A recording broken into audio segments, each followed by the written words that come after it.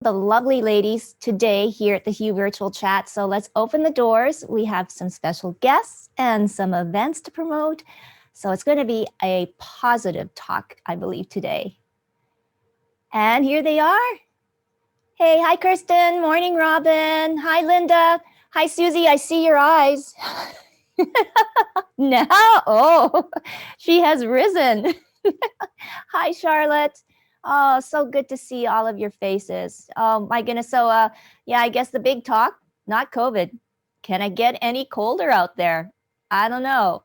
Oh, I'll go to Robin just because, you're just so used to, well, I guess it would be summer back home for you, right? Mm-hmm. Yeah. I was talking to my family yesterday, and it was 40 degrees Celsius, and everyone was like, "Oh my God, it's too hot!" And I'm like, "That's why I live here, because I can always bundle up and put extra clothes on, but there's only so much you can take off in 40-degree heat." Well, what can we say? Welcome to Winnipeg winter. I got to say, I love it. I'm more excited, and the dog and I have longer walks the colder it is, weirdly enough. Yesterday or last night, I was out there. I had my big, thick, puffy jacket, the -40. I had a t-shirt underneath. I just had a pair of sweatpants, and people were like, "Why don't you have stuff under them?" I'm like, "I'm warm enough. It's all good." Oh my goodness. Well, you know what? Oh, and she's here. So I want to welcome again Rochelle Squires. It's so good to see you. And you know what? Let's get right into it. We're so happy. Another new portfolio, and I think this one will be really good for you. So take it away, Rochelle. Again, and let's talk about your new portfolio, Minister of Families. Great. Well, thank you so much for having me on your show today. And I always appreciate coming on your show and meeting the group of people that you bring together. And I think more than ever, we really do need that sense of community. I know in my life, I'm really grieving that loss of friendship and community that has really transitioned throughout this last year, where getting together with people is no longer the same as it used to be. And there's so many risks involved in gatherings. And for me, I'm certainly, getting used to the Zoom connection, but it doesn't always feel the same. But you do an incredible job in making it the best possible experience for all of your participants and your listeners. So thank you so much, Tracy, for what you're doing for our community and helping to redefine and rebuild our community. So yeah, I was tapped on the shoulder again on January 6th of this year with much delight and honor to resume or to assume the responsibilities for this new portfolio as the Minister of Families. I've been elected now. I'm coming up to my 5th anniversary in public office on April the 16th. No, pardon me, April the 19th will be 5 years since I first got elected. And a lot of people say to me, "Really, Rochelle, I thought you've been elected. You've been around for a lot longer than that." And I'm not sure what to make of that. Maybe it's because it just seems as though I've been been in office a lot longer, but in reality, it's just coming up to 5 years. And I'm now in my 4th portfolio. So I was first appointed immediately after getting elected into the Sport Culture Heritage portfolio. And after 15 months, I went into sustainable development. And during that time, I also held the portfolios, the secretariats for Francophone Affairs and Status of Women. And then after the 2019 election, I was appointed Municipal Relations Minister, and then recently now into families. So really feel as though families is near and dear to my heart. Mm-hmm. It is definitely in my wheelhouse, if you will, dealing with some of the issues that are now coming across my desk. And I said to the Premier when we had our conversation back in January, when he'd asked if I would take on this responsibility, and of course we had a long conversation about what that meant and what some of the responsibilities of the office would include. And then he said, do you have any other thoughts or questions you want to share with me, Rochelle? And I said to him that it was certainly not lost on me that, you know, I'm going from a teenage mother who was on welfare to being the head of the department responsible for EIA and looking after some of our more vulnerable people in society. And it was a really humbling moment. And I'm incredibly humbled by this opportunity that I've been given, and really recall my experiences as being, you know, a teenage mom on welfare, and how hard that was, and how difficult it was to press on. And so in some of my very first few briefings, I met with my senior leadership, and I've shared that with them, that and I thanked them. I said, even though when I was a single mom on welfare, I was living in the province of Saskatchewan, and wouldn't recall the names of the workers who helped me on my journey, but I did impart my impression and my belief that, you know, a few words and a little bit of kindness can really change a life. Mm-hmm. And I'll never forget, and I'm continuously grateful for some of those key people that I'd met. And I remember the time when I was first applying for welfare. I was 17, and as you probably know, it's not common for 17-year-olds to receive employment insurance benefits. It's usually they're to be in the care of another guardian, and you have to be 18 to be classified an adult to claim benefits.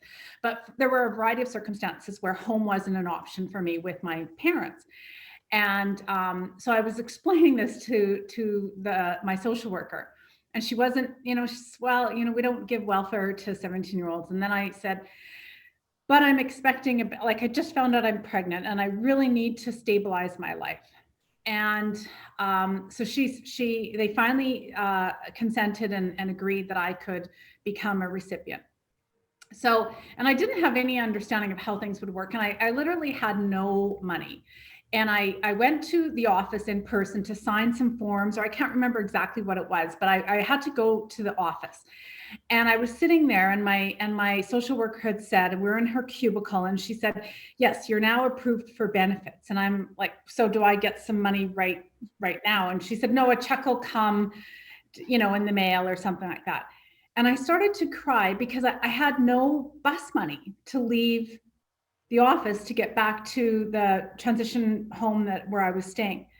And she took money out of her own purse and gave it to me, just a little bit of a bridge loan, if you will, like $5 or $10, which included some money for bus fare back home. And her kindness, along with many other people's kindness throughout the following 3 years where I was receiving benefits, really stayed with me a lifetime. And so when I actually got to meet with my leadership team here in this capacity, I think at first one of the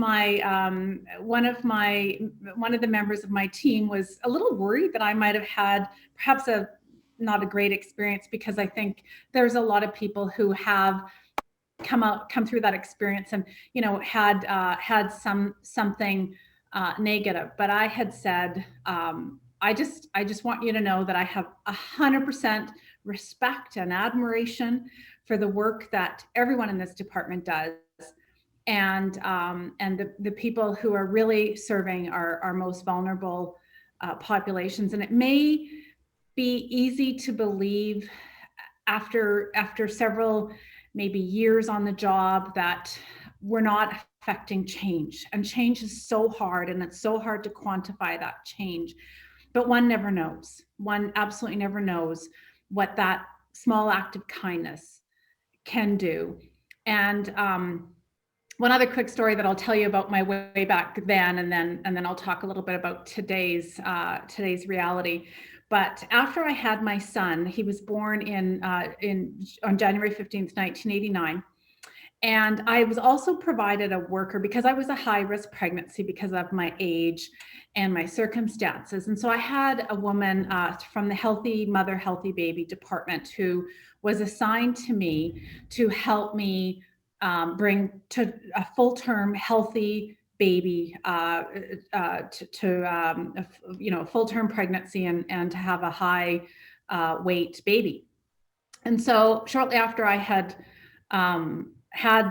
delivered my son, and he was 8 pounds, 10 ounces. I mean, good Lord, I didn't want him to be any bigger than that.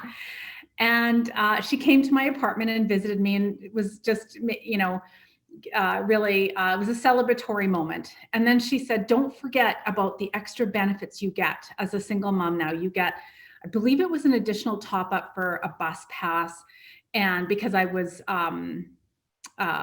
needing to find childcare arrangements to go back to school. She says, don't forget about this benefit, and don't forget about this benefit.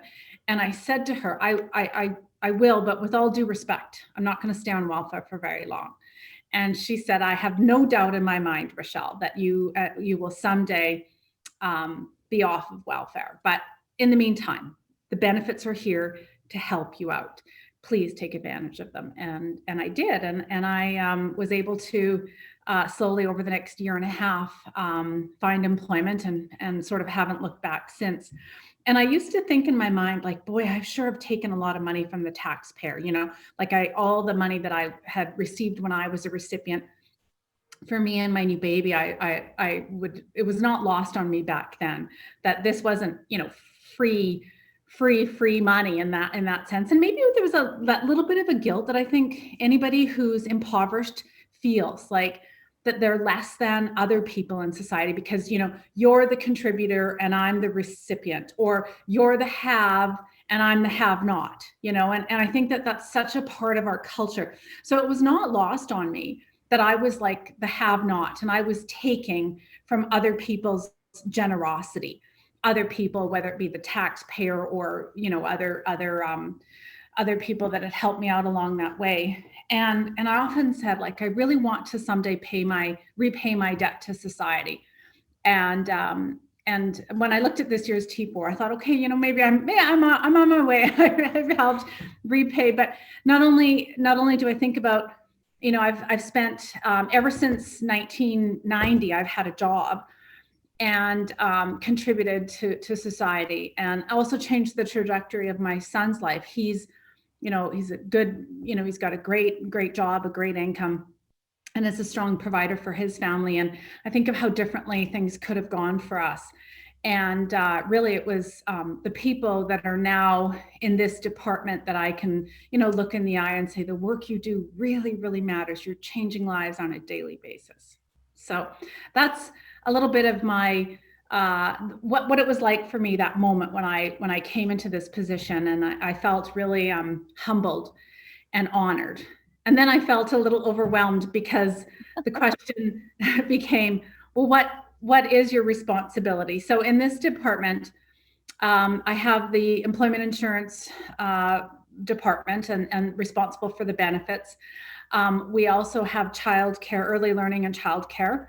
And the Vulnerable Persons Act is in this, under the purview of this ministry, and the community living disability supports that we offer to vulnerable people living with either intellectual or physical disabilities, as well as we have the department is so vast. We have housing in this department, and so as most of you know, we have there's over 30,000 Manitobans who rely on some form of assistance from the province for housing, to meet their housing needs, whether it be through a rent assist program or through a more traditional means of housing being provided by the province of Manitoba. And maintaining that stock is something that I've found is a real challenge, and it's a real priority for our government. And I know my predecessor was there was a large accumulated deficit in the refurbishment of our housing. And we want to be able to provide the best housing possible for people. And so really trying to make those investments in the maintenance of the housing, and also providing a bit of a hybrid option for people, whether that could be a housing opportunity, housing ownership opportunity. And we've got some great community partners wanting to go down that journey with us. And but mainly it's about, you know, housing security. And then the other sort of portion that I'm incredibly interested in, and I'll share this responsibility with my new colleague, the minister responsible for mental health, wellness, and recovery. We created a new department based on the fact of the growing need for attention and direction towards achieving better outcomes for those who are afflicted with addiction and suffering mental health. But the homeless population is a real challenge. And we know, working with our partners, we've got some really great partners in our community. We're so grateful to have Main Street Project, Siloam, and Salvation Army, to name a few, as well as a new initiative, which I'm pretty excited about, called the Downtown Safety, not the Downtown Safety Biz, but the Downtown Safety Program. I'm going to get the name. It's because it's a branch off from Downtown Safety Biz. These are people who specifically go out, they wear the lime green toques, and they will go into a bus shelter and they'll say, "Are you doing okay? How are you, you know, is there something I can do for you? Is there something I can get for you?" It's not about enforcement. It's not about pushing people along. It's not about just addressing a problem. These aren't problems. These are people. And building a relationship in the capacity that they can. And it's the Downtown Safety Partnership. And they'll redirect. If someone wants housing, we find them a bed. And it's building those relationships. And so between Minister Gordon's department and my department, we'll continue to fund initiatives and programs, and justice as well, and ensure that we address that housing insecurity problem in Manitoba. So I think I've probably talked longer than you wanted me to, Tracy, but thank you so much for listening, and thanks for having me here today. Oh, not at all. I see big happy grins on Robin and Kirsten and Charlotte's face, because the last thing just touched home, the work with the homeless and people, treating people, as what I learned in the workshop with Robin. It was all about homelessness, and that is an amazing project, and continued, because yes, as we know now, as we're living in the pandemic and COVID, the homelessness is it's all over. And like, when I say it's all over, it's not just downtown or, you know, in the North End. It is all over. So in all of our communities. So I think it is something that we can also take ownership and, you know, follow suit. So I'm hoping that, yes, with your new portfolio, we'll have more information that we can, as community members, get more involved. I think that's where I kind of feel right now, because we have met so many wonderful people doing incredible things with different programs, but we just sit here and listen. So I think if anything we do in 2021, we can be empowered ourselves to do something. So we look forward, Rochelle, and to any way that, you know, we can help, because that is a problem, and it's not just your problem. It's a problem for everyone.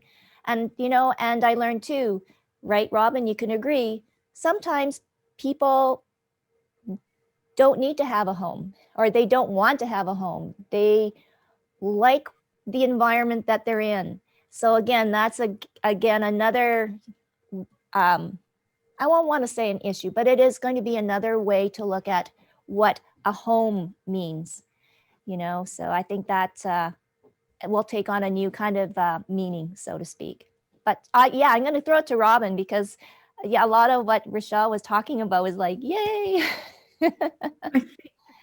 Yeah, I think the piece for me about having people who've lived and breathed going through the experience adds something amazing. So I didn't know your story, Rochelle, and I'm heartened to hear that you've gone through the system, and you can like come from those experiences. And I'm hoping, I'm super excited that I think you will like engage with people who use the services to really get their views on the way that things can grow and change, and like how like staff and people who use any of the services can actually do stuff in collaboration as you create any new programs or ways of being.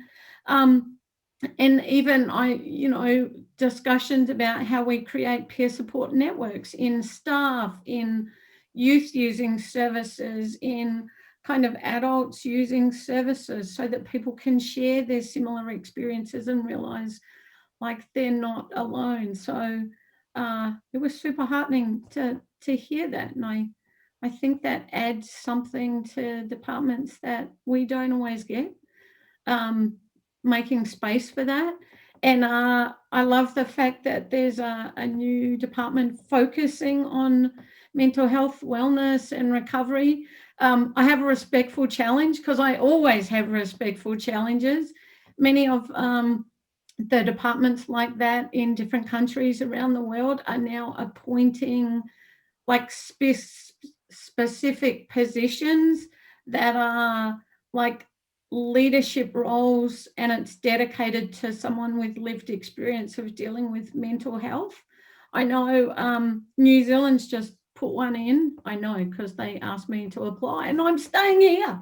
But just in terms of that, to really create that partnership co-design of stuff. So that's my respectful challenge of the new department, that they really include that piece as well as the other voices of families and other professionals, so it's not like loaded to one side. But yeah, I'm just this is the year where we get to play and look at things and still create differently, and see the gifts that we got from last year, which is sometimes a little hard to see, but the gift of slowing down and taking a different look, and just creating newly for our future. So I'm excited. I'm hoping that we get to work with you, Rochelle, and get to create some amazing stuff. I'm hoping we get to play anywhere. I just love to play. Oh, Susie, I'm going to go to you.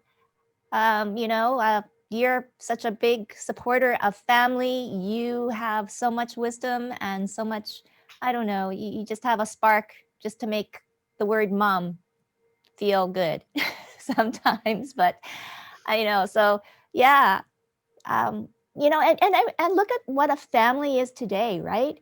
It has changed. It's not necessarily a mom and a dad. It's so many things.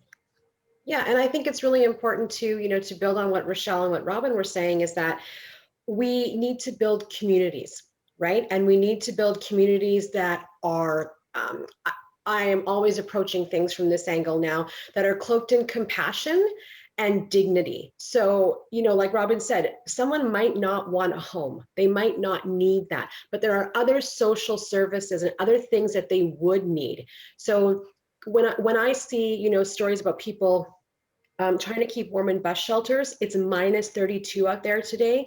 Now, that is not ideal for anybody. There needs to be a place that people are treated with respect and dignity and safe from the elements, regardless of why or how they got there. That is just the basic of human decency. So whatever we need to make that happen, we need to make that happen. And it's not for lack of resources, it's not for lack of want. So whatever barriers or roadblocks are there, those need to be eliminated to make room for people who need help. And I think that, one of the things that I'm really kind of working through this year is that we live in a culture of punishment. We don't live in a culture of compassion. We feel that if people are, and Rochelle can probably, relate to this, like being 17 years old, scared, pregnant on her own, and people were thought that she would deserve punishment instead of help. Punishment doesn't really help anybody. There's shame attached to that. There's so much stigma attached to that. Instead of just saying to somebody, what is it that you need? It like basic human needs. We need to reimagine how we are approaching not just society problems, but problems in every area, whether it's life, work, relationships, whatever that is. We need to get away from the punishment model and move to a compassion model, because that's the only way that we're really going to help people in a long-term format. Short term is punishment. You know, like you smack a child's hand for, you know, doing something they shouldn't. Okay, they might learn that. But instead of just smacking that hand, can you not just, you know, have a dialogue, have a conversation with whoever it is that needs your help, and then to employ the resources that they would need? That would be so much more beneficial, not just in that moment, but for the weeks and months that come along after that. I think that we really need to get away from this idea that there are bad people and good people, and that good people deserve good things and bad people deserve bad things. Those ideas and that paradigm helps nobody. So, you know, whether you talk about families or communities, and we've talked about this before, is that if you want to change the world, you need to start in your own living room. So that to me is how I approach not just my family, my children, but my work, my life. I want to know solution-based answers, not problem-based answers. You know, we need to take a deeper look at how we're conducting ourselves, you know, on a microcosm level, and then apply that to the macro. Mm-hmm. Wow. Was that a lot more than than you were asking for in a Tuesday morning? But hey, no, we're all kind of going, yes, yes, I know. Like everybody's writing things down. I mean, I'm sure we'll have using those phrases, but you know, no, you're so right. And yeah, and like spilling off on what Robin said too, we've just had so much time to be either alone or with our family. And so, yeah, you do get an opportunity to kind of redirect or rethink your values and change them, you know. Well, and I think that, you know, if you're looking at how we're going to change things and how we're going to move things forward, there's a lot of people who've been brought up with that mindset. There are political ideologies based on that mindset. There are religious ideologies that are based on that, some of that mindset. And we need to really evolve our way of thinking and looking, you know, what issues have we solved with that kind of mindset? Are there things that have been eliminated from our list of things to do, of problems in the world? Not that I can see. There's still hunger, still homelessness, still abuse, still trauma. So we need to take a different approach. That seems like a logical path to me, because what we have been doing is not working. So when you look at a compassion-based approach, that is cloaked in community, that is cloaked in dignity, and it's not about I have enough, I don't want you to have any. It's that same thing, like stop building walls and build longer tables, right? And build bridges, because that's the only way that we're going to see long lasting change and effective change that not just helps this one generation, whatever that might be, but can stop cycles of poverty, can stop cycles of abuse, can stop cycles of, you know, whatever trauma people are dealing with. Okay. Can I just jump in quickly? You can. I love what you were saying. I'm so excited. I could just jump for joy that people are starting to talk about this.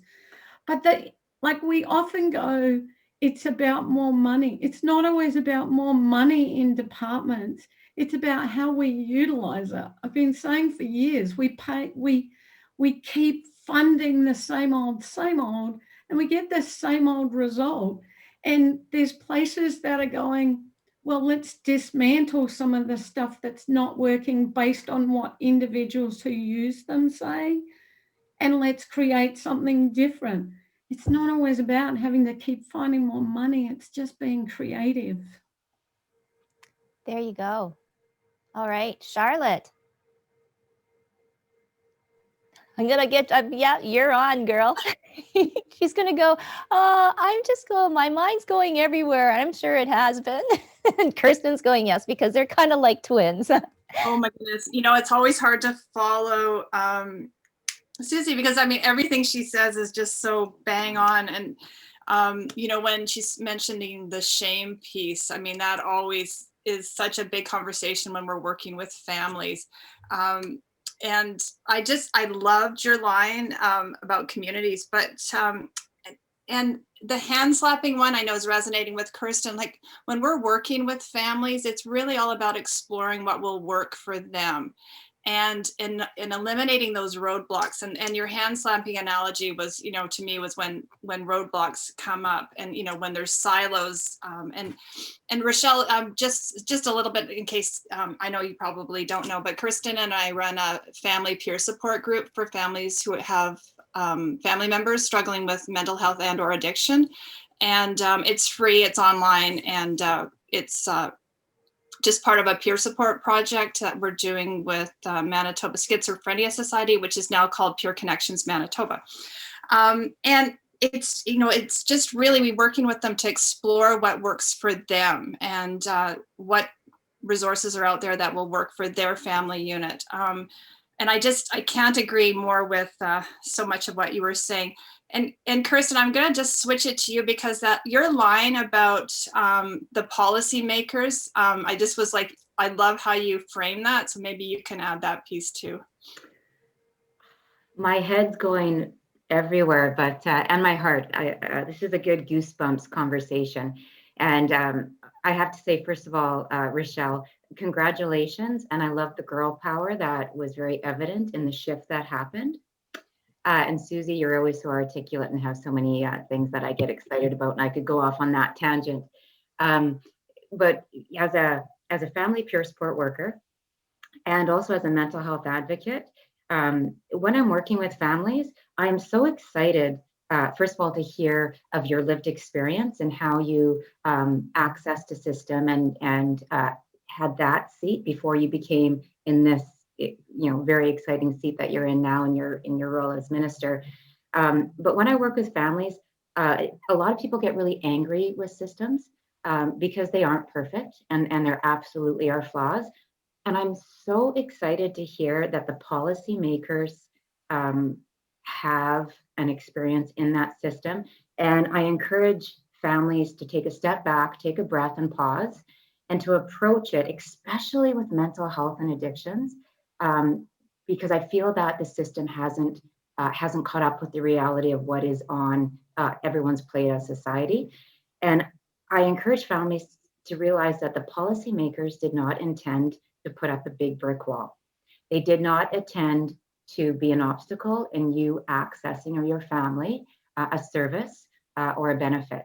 And if you can take a step back and truly advocate with those policymakers and point out the flaws and the holes in the policy, and if you can do that, I always say you can be fierce and gracious at the same time. It's been my experience, and I know it's not all about me, it's about the timing and who was in the other chair at the time, but it's been my experience that policymakers want to help, and they want to be a solution.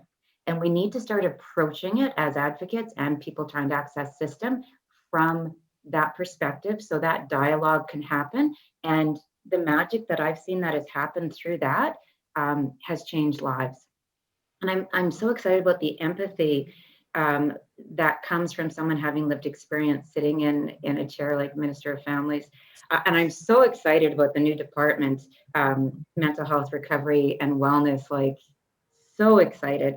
But if we can take a step back and work with the policymakers, amazing things can happen and change can happen, and families can get supported in the perfect world. But I believe wholeheartedly, I really believe that can happen.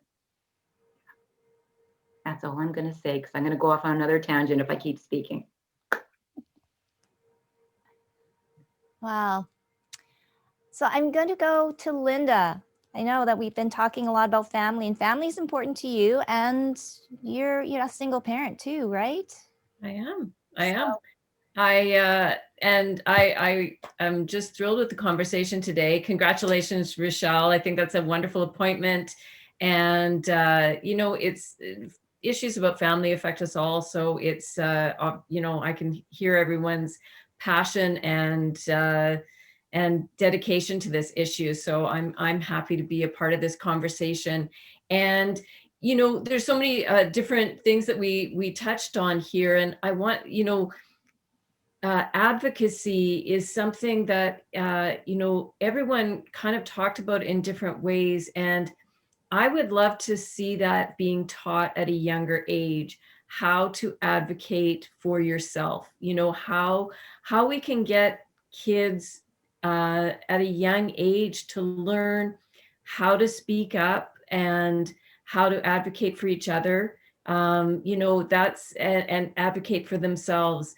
I think that would be just such a Susie, you talk very eloquently about, the shifts we need in society. And of course, that starts at a young age, and empowering that next generation.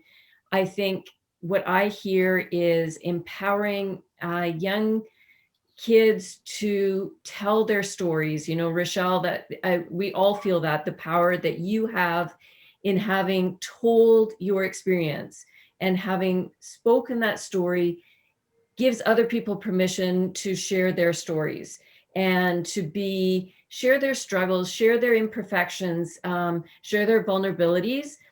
I know all of us feel the same way. Vulnerability is courage. Vulnerability is strength and power. And I love to see that shift, especially coming from politics, where we don't necessarily see that very human frailty displayed. And I love that. I love that that's being shared. So to me, talking about issues of shame, like you were saying, Charlotte, shame is such a core issue of mental health issues. And, being more open about people's struggles, I think is only going to benefit society. And so, yeah, advocacy, dealing with shame, and telling our personal stories are all things that I want to see talked about more, and especially empowering the younger generation to do that. Rochelle, I was going to ask too, getting back into the whole, I guess, politics and everything, and, spilling off on seeing what's happened now in the States with Kamala Harris, now the first vice president. And someone had mentioned too, I think it was Kirsten saying, yay, girl power. So just with the change in cabinet, what is your, I guess, feelings now being there? And I mean, again, we're in this lockdown until, I guess, February 12th and who knows what, just on that government sense, and what is sort of the atmosphere at the Ledge. We see you in your office. Well, first and foremost, I think we're in this beyond February 12th. Just a hunch. I think we're okay. Don't have high expectations. We all heard Dr. Rusin yesterday. And I do think that, until 60-70% of us are inoculated, we're going to have this form of communicating and relationship. But yeah, the legislature has always been open for us to come in and work. And I still work here usually 4 days a week in my office at the legislature. But it's eerie in this building because it's so quiet. Yeah. You'll see the odd time you'll see a reporter to and fro. And you may or may not recognize them because we're all bundled up and we've got our masks on. It is a public place. So whenever I'm outside of my physical office, I need to be masked, which I have no problem with. It's just except for those few moments where I open the door and I'm about to take a step foot out of my office and I realize, oh my gosh, I forgot something, and that would be trouble for me. So but apart from that, there's very few people here. The House isn't sitting right now. So it's usually just cabinet ministers and people with portfolios or the opposition leader doing the work that carries on, whether we're in session or out of session. And because I'm obviously in a new portfolio, there's a lot of briefings, doing them by Zoom right now. I will say that one of the benefits of being shuffled during a pandemic is that in my other 3 experiences, you get reappointed into a new ministry and all your stakeholders want to meet you, and you take those meetings and you're out in community and you're talking to people, but you don't really know what you're talking about yet because you don't know your portfolio. Here, I'm able to be briefed and spend all of my time learning everything I need to know or hope to know before actually going out. I mean, I am meeting with my stakeholder groups via Zoom and Teams and all these other platforms, but it's a little bit of a different experience. So the legislature is physically, it's a different space. The world of politics, January 6th, too, was a day of optimism for me. And I sat back afterwards and I thought, I was chatting with my deputy minister, Catherine Girard, who's a wonderful lady. And I said to her, do you realize that 5 women right now are in charge of 75% of the provincial budget? And I said, so that means that we have a lot on us right now. There's a lot, but between myself, Minister Stephenson, and Minister Gordon, and Deputy Minister Karen Hurd, who's running both of those departments until mental health recovery and wellness becomes fully staffed up. It's obviously in transition right now. So the Deputy Minister of Health is wearing both of those hats for now. And my deputy is also assisting in that regard. So it's exciting. It's really exciting. And I'm so proud to be amongst these very talented and dedicated women who are in these roles with the Manitoba government right now. In terms of the public discourse in the last year, there have been moments where I've been somewhat frightened for the state of democracy and for the state of public affairs. And not just in North America in general, but around the world. I think the factor where we've had people at home, distanced and not socially connected with their community, has meant people are allowed to show their worst self behind a screen. And we've seen it, it's no surprise. We've seen it for years where people bring their worst selves to Twitter and to Facebook and to other platforms, and then have a better face when they're out in society. I think that better face when we're out in society has somewhat taken a back seat to this worst self that we can unleash on platforms. And we saw the absolute biggest manifestation of that with the armed insurrection in the United States. And I really worry that level of toxic disdain that all of us in society are now exposed to is desensitizing us to that. And I think that is going to lead to more hostility, more flippant, casual, but cutting remarks. And it's going to dissuade people from entering politics, I believe. And I'm worried because honest moment, there have been times in this past year where I've just been, yes, we can, I take a quote from my favorite author, Glennon Doyle, we can do hard things, but man, this is really hard. Okay. And when I've, and I know I get the public, we've asked so much from the public, and I understand the frustration, and I understand the contempt for this new regime that we all have to adhere to for public health.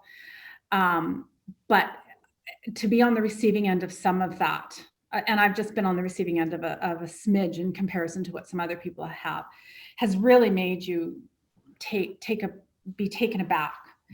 And I'm worried that the temperature, someone, good intentioned, capable people might take that temperature and think twice before entering public life. And I'm worried that we will get to the point where the people that dominate politics are people who don't care what people say about them, as long as they're saying something about them. And if you're someone who has a little bit, if you wear your heart on your sleeve, are you going to find a home in politics? I'm going to try to make space for myself, who's always I've always led with my heart on my sleeve, and I'll never change. I'll leave politics before I change that. So I'll always have my heart out there. I'll always be accessible. I'll always broadcast my telephone number for my constituents to call me, come what may. That's how I lead. That's how I chose to support and represent my community. And I will always try to make that space. And I have my boundaries. I will, very few times I've had to say to people, I will represent you, but I'm not here to be abused by you. And how to do that tactfully and maintain your dignity in your space is really challenging. And I think we need to think long and hard about that, and all do our part to prevent our society from going down into that place, because we don't want to get to that spot where people are too, good people are too afraid to put their name on a ballot, or will say it's not worth the bother. Wow. So I don't sound so pessimistic. I really try to be as optimistic as possible, but I'm also a bit of a realist, and maybe too much of a realist at the end of 2020. And I hope to get some enthusiasm and optimism with fresh new eyes this year. That's my goal. Well, you know what? I'm sure you will, Rochelle, but that was totally, from your heart, and it does put a different light and spin on things. And yes, yeah, we are all, I guess, a little bit pessimistic, but I want to end on a happy note, and my sincere apologies. So Lois Brothers joins us now. I am so sorry. Technology just It's not. okay. I've been sitting here. Oh my goodness, when you're waiting, and I'm trying to look, very tastefully, and I'm going like, where are you? And anyway, so I want to introduce Lois Brothers quickly. She's a mom. She's an educator. She's an advocate for the vulnerable, and she has this amazing event. So we're going to go right to Lois. Rochelle, this will be great. It's all about, correct me if I go, creative, confident, happy kids. That's right. Geared to the parents, grandparents, caregivers. Yes. So go ahead, Lois. Yeah, well, this coming up weekend, there's going to be a virtual summit, and it's called Creative, Confident, Happy Kids, and how you can help your child embrace their individuality and increase their self-esteem. And hi, Robin and Charlotte. It's nice to see you here. I get the pleasure of being able to interview them and learn about what they're doing here in Winnipeg. And it's just absolutely fabulous. I'm so excited to get involved with you guys. And so, yeah, what I've done is I guess I've taken this opportunity of COVID to say, hey, you know what? This is where we are. Let's see what we can do that's different. And so I've created this summit. And I originally was going to start with kids who are actors, because that's what I do, and to try to create something around for parents and kids and acting, and depending on if they're going to go further in the whole bit and how they can do that. And then I have a coach who's helping me, and she says, well, make the subject a little bit broader. And so that's exactly what I did, which allowed me to then bring in topics for the vulnerable, mental, physically, intellectually challenged. And so there's lots of topics on that. And there is about for actors and children who are specializing and doing really great in whatever activity that is.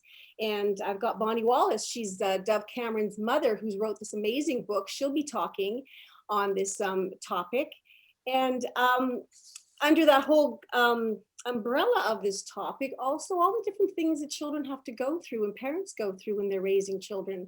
We don't have to go to university or go to school to be parents. So, there's a lot of information out there, and I just have tried to bring a lot of it together. So you're going to have conversations with people, about divorce and how to be able to do that respectfully. And I've got some speakers talking about inclusion for kids at school and for people, and with Charlotte and Robin talking about their organization for mental health challenges. I have people talking on the brain. Carlotta Nelson, she's a writer and a director of Brain Matters, which is an incredible documentary. And, on technology, Sean Grover, he's going to talk on technology. And we've got gut-brain connection and how that can help learning. And that's also something that is incredibly new that I was learning. Anyways, it's the summit, and you can register, and you will be able to listen to 7 different speakers, experts from all over the world. And it's been a lot of fun to contact these people. They email me back and say, yes, I'm interested. And we set up a Zoom session and I interview them. So I've done interviews at 1 a.m. in the morning because the person on the other side is at 8 a.m. in the morning, So lots of people, and I'd love to be able to say all of them, but definitely connect to. It's a free event. If you can't watch them all on the weekend, then it's like $47. You can have this in your library. to be able to keep and go back and listen to all of these different speakers. So it's been a great journey. It's been something that I've learned a lot myself. I've come to the conclusion that I've been okay as a parent, but there sure are things that I can learn still and will continue to learn. So yeah, what more can I say? Well, actually, I guess this has been, consider it a passion project for you, Lois, then? Sure, yeah. Yeah, it's been and I don't know where this is going to go. Because from meeting so many people, I'm starting to get some different opportunities to work with other people to do some of the things that I am passionate about. And so it's kind of opened up a little bit of a new world for me, and I don't know where it's going to go, but my faith and my belief and trust in the way life is supposed to go is strong. So I'm excited to see where it will go. And I just want to mention that, you specialize in acting for children. Now with this, do you see maybe a spin-off of including some more of these, topics that you're going to be talking on in your acting and dealing with children? Because obviously it's all about creating happy, creative kids. Yeah, well, I've been like the minute COVID hit, I was about 1 week, I canceled my classes for 1 week, and then I went, okay, well, wait a minute, we can just continue on. And I went on the platform of Zoom. And so I've been teaching on Zoom ever since. And in the summertime when things were a little bit more lax, I was able to have the kids come and we made movies in the summertime. And so there still is the opportunity for kids to be able to come online on this platform and still be creative and still do things. And the thing that really I thought of was now I can teach kids all over the world. There's kids everywhere. And I thought to myself, wouldn't it be nice to have a class on a Thursday night when there's somebody from all over the world, and now all of these kids are making different friends, I feel like I have 22 new friends that I've just been interviewing that live, the UK, Ireland, South Africa, the States, everywhere. And Wow. I'm just trying to really look at the possibilities of what we can do in this pandemic, because we don't know when it's going to end. And instead of, taking the attitude of being uncertain and worrying about it all the time, we need to shift our perspective a little bit. And that's where our brain has a lot to do with how we can look at things. And if this is going to be our life for a while, we need to be able to adjust to it. And I think there's plenty of opportunity. There's one woman from Ireland, Dr. Mary O'Kane, and we've chose to have the topic about the silver lining in COVID. And there are, if you really look, there's a lot of things that are good. Of course, there's a ton of things that aren't, but we can shift to be able to say, okay, there are good things. Let's focus on those.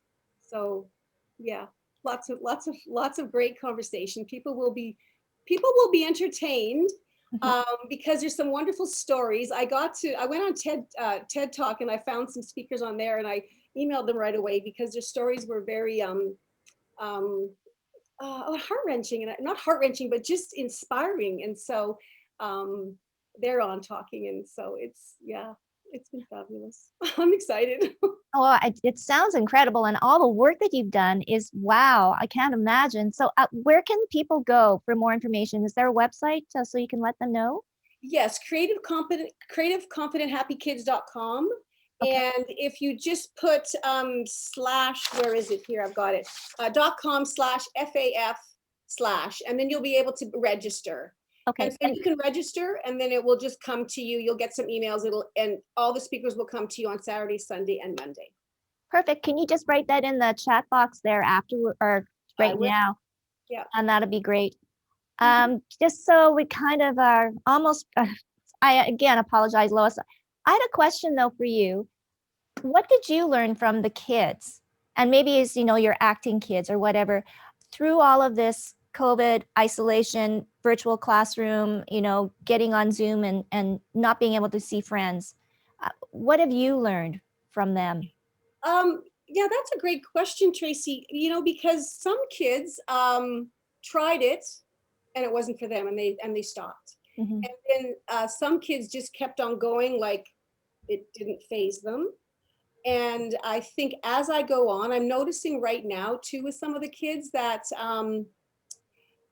you've got to start to think of making it a little bit, you have to start to think of how is this going to be more fun now, you know, because as much as when they come here to the studio and we work, it's fun, we're together, right?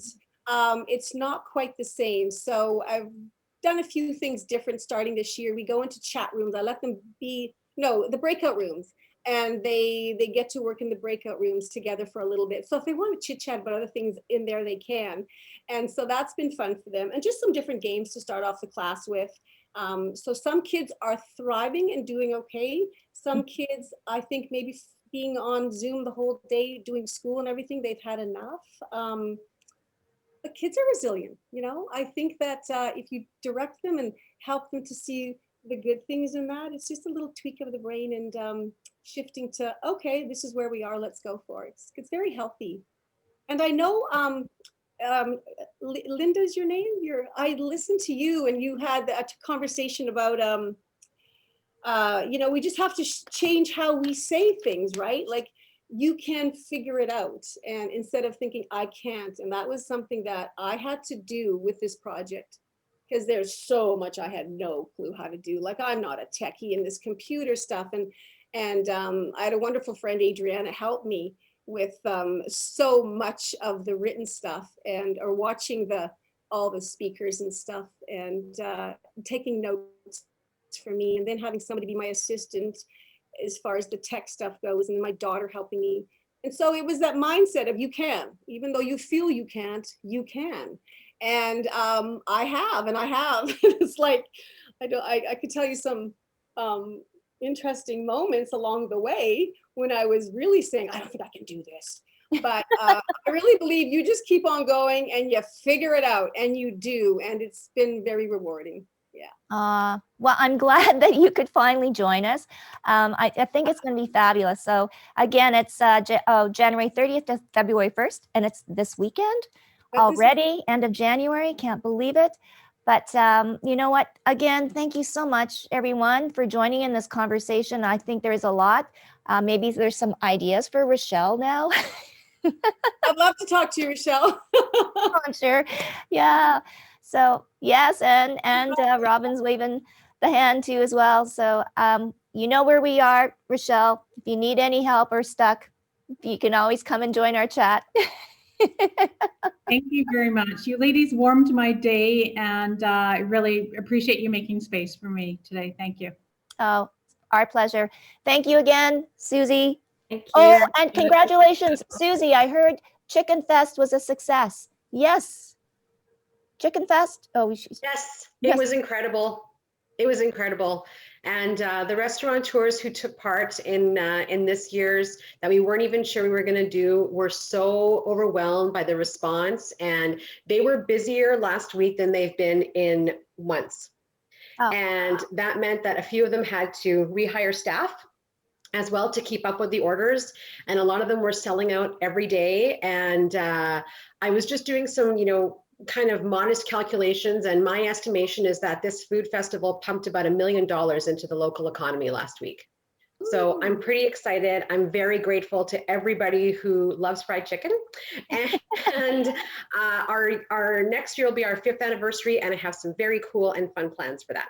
Yay. Okay, you go, girl. And also to your other campaign, Save Manitoba Restaurants. So yes, again. Yeah, and those two were kind of all wrapped up in each other. They were BFFs last week. And so it was very important that everybody, sort of understood that every time you ordered for Fried Chicken Fest, or, there were other food festivals going on too. There was Vegan Week, you were helping to save Manitoba restaurants. And so those are all amazing, wonderful things. Thank you. Oh, great. Okay. So thank you again. Thanks, Charlotte. Thanks, Kristen. Thank you, Linda. Thank you. Yes. Bye-bye. Have a great Tuesday. Stay safe and warm. Thanks, Tracy. Thanks. I missed all your talk, guys.